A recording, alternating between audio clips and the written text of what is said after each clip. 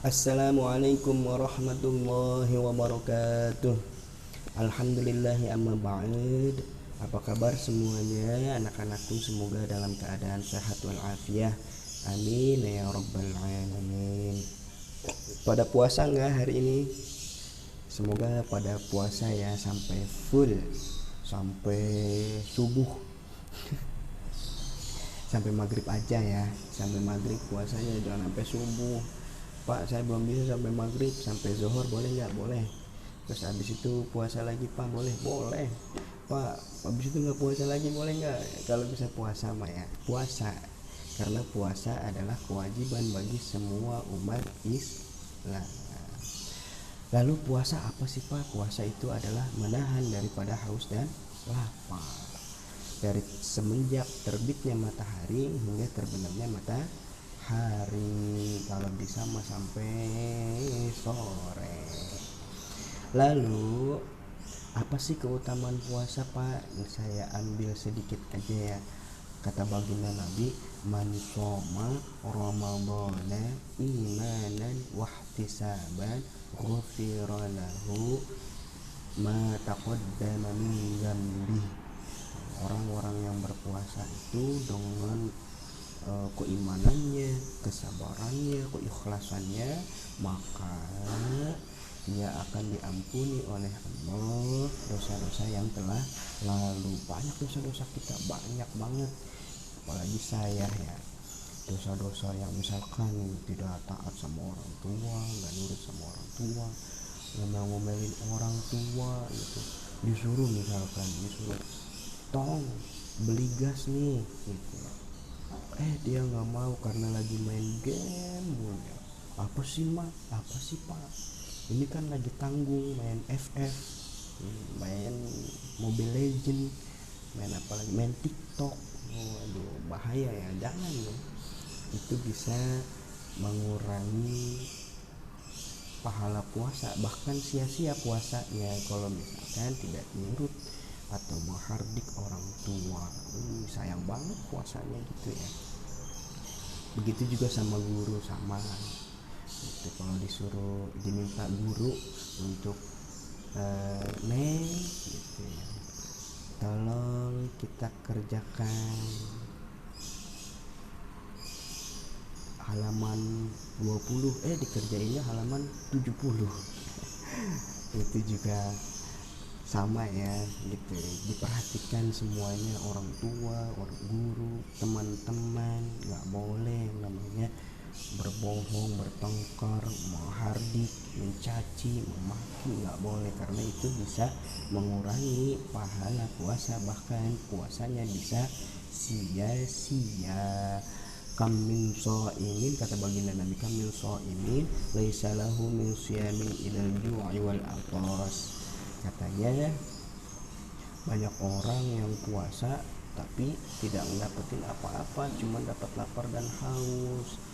Saya ambil 3 aja deh, siapa sih yang puasanya sia-sia? Yang pertama nih, orang-orang yang berkata kotor. Kalau di kata ulama tuh kaul azur tuh berkata keji, berkata bohong. Kalau orang-orang yang berkata bohong tuh puasanya sia-sia. Jangan bohong ya, nanti Allah nggak peduli sama makan dan minum kita. Ntar makan apa aja yang dimakan. Kalau Allah masih peduli, Allah memberikan kita makanan yang baik, yang halal, yang bagus, dan minumnya juga yang bagus. Tapi kalau misalkan sering bohong, nggak peduli mau makan makanan yang dari mana asalnya, nggak jelas gitu ya. Jangan berkata qaul azur itu berkata yang kotor atau bohong, berkata kotor, berkata keji, itu dua. Sama berbuat maksiat, itu bisa menghilangkan pahala puasa. Berkata kotor, berkata bohong, sama maksiat kalau bisa mah nih, kalau berkata keji misalkan, dasar kamu anu gitu, langsung buru-buru istighfar. Terus bohong nih kalau bisa mah jangan pernah bohong, karena bohong mah dibenci pisan ya, dibenci pisan, dibenci banget gitu. Maksudnya nggak boleh itu bohong, karena baginda Nabi juga mengajarkan kita untuk jujur. Apa sifat baginda Nabi yang jujur? Asyid, dia jujur ya. Lalu itu yang tiga itu tadi yang membuat puasa kita sia-sia, cuma dapat lapar sama haus doang. Sayang banget ya. Semoga kita juga dijauhi sama dari tiga hal itu, berkata keji, terus berbohong, sama maksiat. Lalu keutamaannya apa Pak? Keutamaannya nih, keutamaan puasa, man shoma imanan wahtisaban ghufira lahu ma taqaddama min dzambih. Itu adalah keutamaan berpuasa. Kalau misalkan keutamaannya berpuasa ini apa sih itu tadi artinya Pak? Itu artinya kalau orang yang berpuasa akan diampuni segala dosa-dosanya yang telah lalu, dosa dosa membangkang sama orang tua, dosa tidak menghormati orang tua, dosa tidak nurut sama orang tua, dosa mencaci maki temannya, saudaranya, macam-macam. Itu diampuni kalau niat puasa kita tulus dengan keimanan dan kesabaran karena Allah Subhanahu wa ta'ala. Lalu pada taraweh enggak? Taraweh tuh di musola kayak di masjid, jangan pada bercanda ya, karena taraweh itu juga dahsyat pahalanya. Pada zaman baginda Nabi dulu, taraweh baginda Nabi mengerjakannya di masjid sebanyak berapa rakaat? 8 rakaat.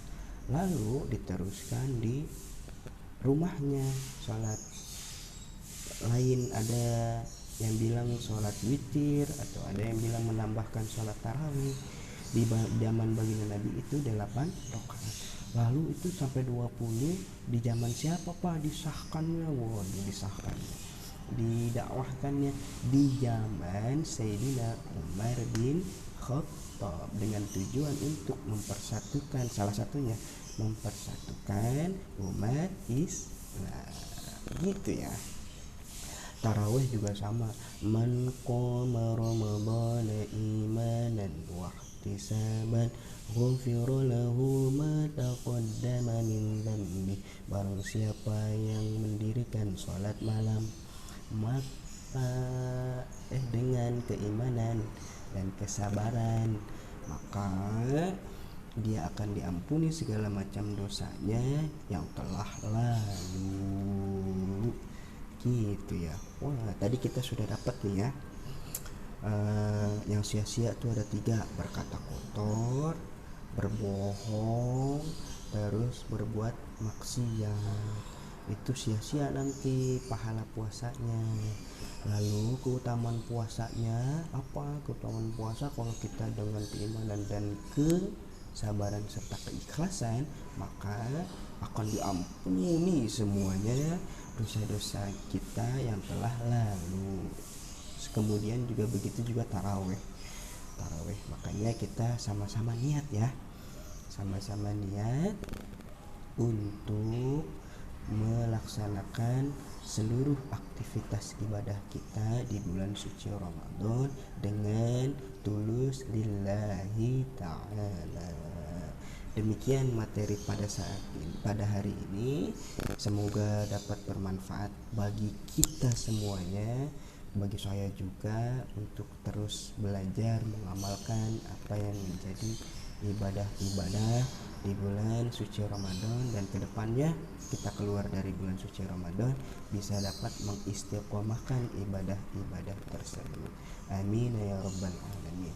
Kita tutup perjumpaan kita pada hari ini dengan kafaratul majlis. Subhanakallahumma wa bihamdika asyhadu an la ilaha illa anta astaghfiruka wa atubu ilaik. Kurang lebihnya mohon maaf. Billahi taufik wal hidayah. Wassalamualaikum warahmatullahi wabarakatuh.